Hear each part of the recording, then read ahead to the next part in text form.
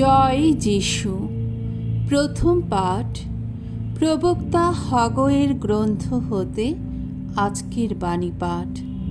1 অধ্যায় 15 পদ, 2 অধ্যায় 9 পদ।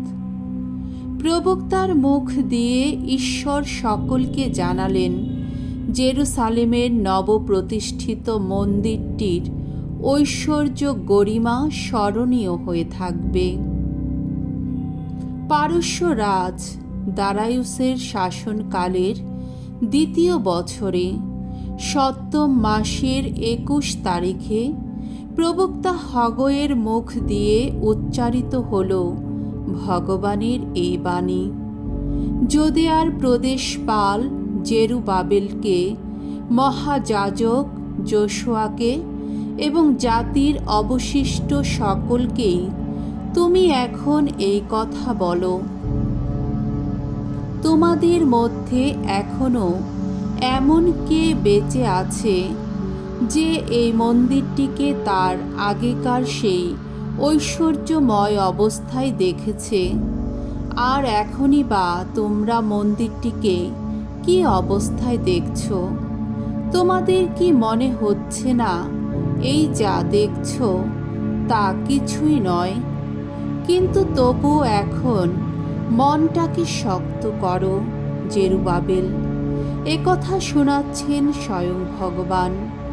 মনটাকে শক্ত করো তুমিও, মহাযাজক যোশুয়া। এই দেশের মানুষ যারা, তোমরাও সকলেই মনটাকে শক্ত করো। একথা শোনাচ্ছেন স্বয়ং ভগবান। এখন কাজে নেমে পড়ো তোমরা, আমি তো তোমাদের সঙ্গেই আছি। একথা শোনাচ্ছেন বিশ্বপতি স্বয়ং ভগবান।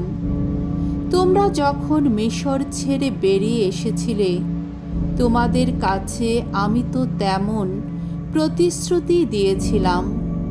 আর এখন আমার আত্মিক শক্তি তোমাদের মধ্যে জাগ্রত রয়েছে।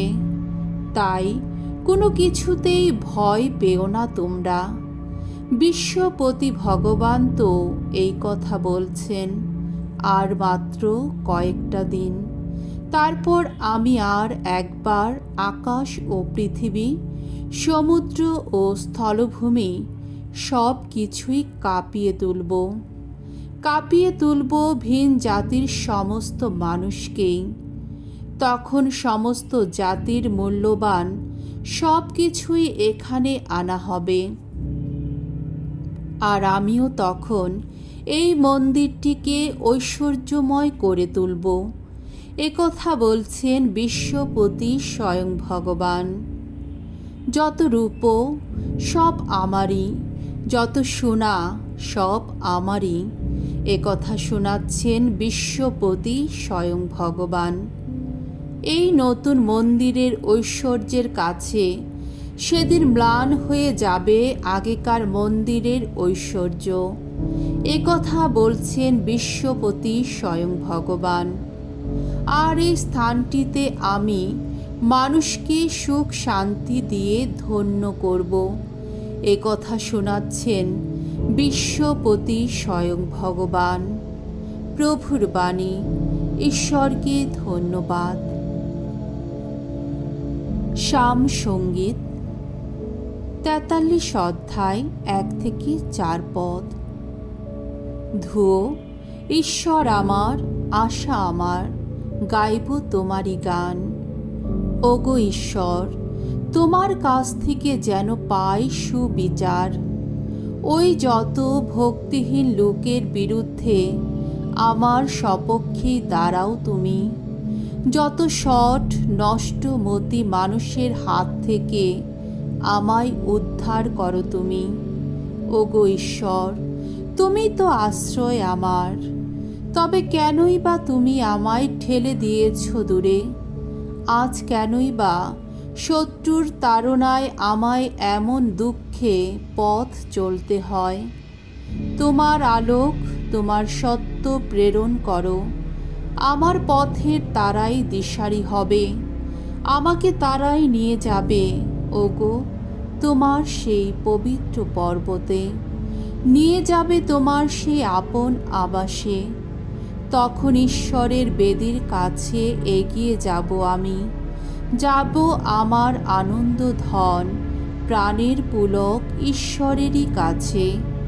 তোমার গুণগান করব সেতারের ঝংকারে, পরমেশ্বর হে আমার ঈশ্বর। বাণী বন্দনা। জয় জয় প্রভুর জয়। সেবা পেতে নয়, সেবা করতেই এসেছি আমি জগতে। এসেছি প্রাণের মূল্য দিয়ে সবারই মুক্তি দিতে। জয় জয় প্রভুর জয়। লূক রচিত মঙ্গল সমাচার 9 অধ্যায় 18 থেকে 22তম পদ। পিতরের খ্রিস্ট বিশ্বাস, নিজের মৃত্যু ও পুনরুত্থান সম্বন্ধে যিশুর প্রথম ভবিষ্যদ্বাণী। যিশু যখন একা একটি জায়গায় প্রার্থনা করছেন, সঙ্গে রয়েছেন তার শিষ্যেরা, সেই সময়ে তিনি তাদের এই প্রশ্ন করলেন, ওই যে যারা এসে ভিড় করে, আমি কে এই বিষয়ে তারা কি বলে? উত্তরে শিষ্যেরা বললেন, তারা কেউ বলে আপনি দীক্ষাগুরু যোহন, কেউ বলে আপনি এলিয়, আবার কেউ বলে প্রাচীনকালের কোনো প্রবক্তাই বুঝি পুনরুত্থান করেছেন। তখন যিশু তাদের বললেন, আর তোমরা, আমি কে এই বিষয়ে তোমরাই বা কি বলো? উত্তরে পিতর বললেন, আপনি ঈশ্বরের সেই খ্রিস্ট। যিশু তাদের তখন দৃঢ়ভাবেই নিষেধ করে বলে দিলেন, এই কথা তারা যেন কাউকে না জানান। তারপর তিনি বললেন, মানব পুত্রকে বহু যন্ত্রণা ভোগ করতে হবে, প্রবীণদের ও প্রধান যাজকদের দ্বারা এবং শাস্ত্রীদের দ্বারা তাকে প্রত্যাখ্যাত হতে হবে, তাকে নিহত হতে হবে, তারপর তৃতীয় দিনে তাকে পুনরুত্থিত হতে হবে। প্রভুর মঙ্গলময় বাণী। খ্রিস্ট প্রভু তোমার প্রশংসা হোক।